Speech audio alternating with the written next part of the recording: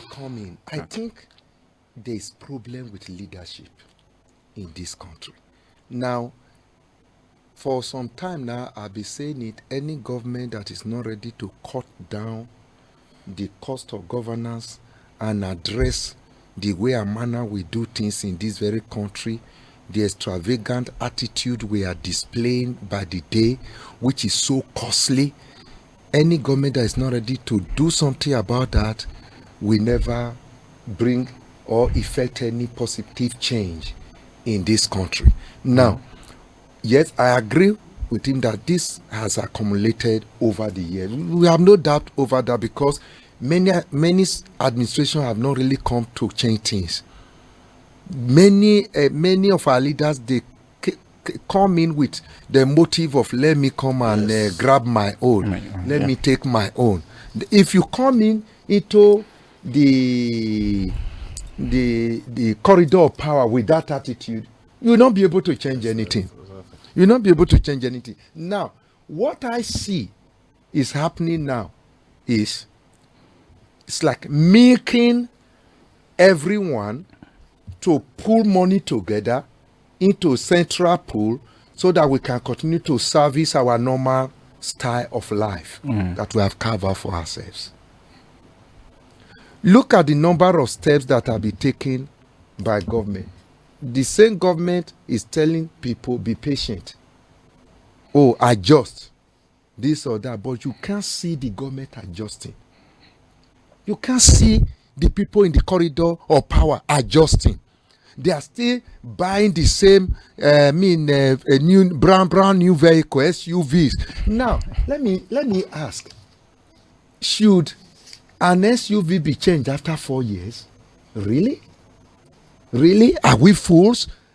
The motors that majority of Nigerians are riding are second-hand vehicles that are imported. Sure. And you buy it to celebrate and you use it conveniently for 10 to 20 years and it's still on the road moving smoothly. But you see the way they are and these are things that are not just 1 naira. We are not talking about 1 million. It runs into millions. It runs into millions. The way and manner the purse is being siphoned, the way and manner those in the corridor of power are siphoning money. Let me give you an example. No, we are priests.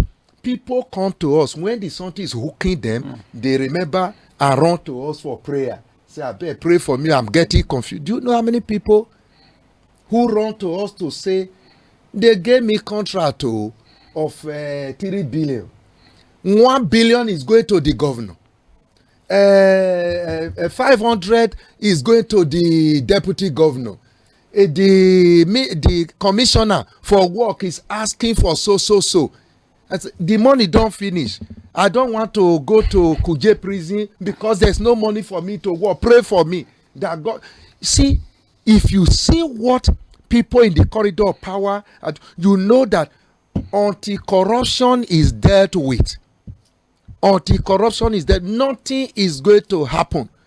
Then go and look at. I saw a video of I don't know how the people went and did a search about a particular former attorney general. Okay. See the children, 20-something years old children, they are calling them MDs of company. See the fleet of companies, see the fleet of hotels and everything.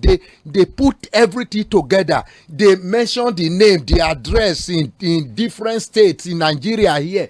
And they are saying, is these children that just came out of school that are the owners? And these are children of ministers. What are we talking about? The leaders are cornering the wealth of the whole nation into their pockets and they don't care about what is happening. Look at the roads. What is the improvement we are seeing?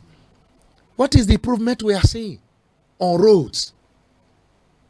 So I think this country, we need to pray for God to give us real leaders, passionate leaders that will take us out of this quagmire. We're already down.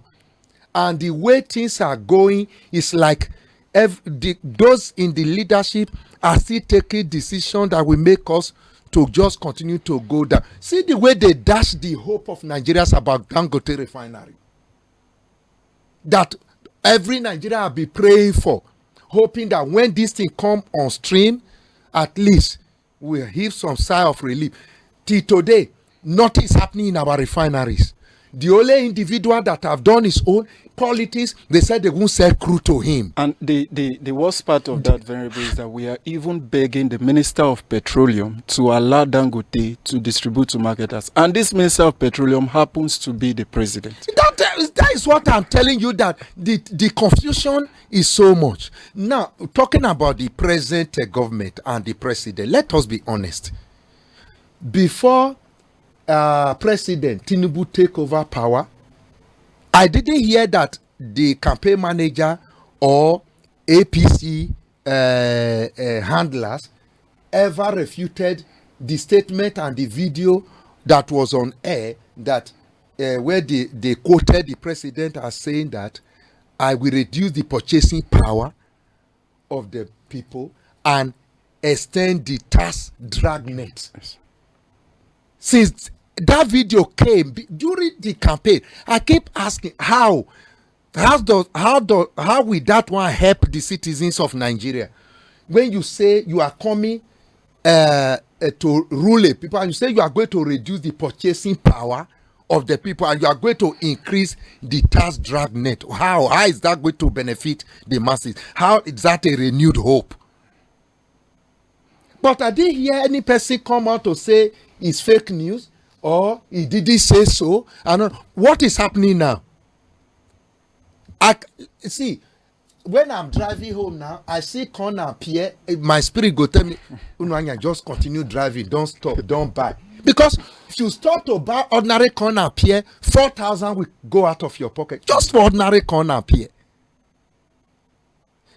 If I'm going home before, when I get to life camp, I will branch a market square to buy bread for my children. My children are now asking me now, that is long we ate bread. So how we go to, and if people like those of us who will say middle class are now complete. There's no middle class in Nigeria.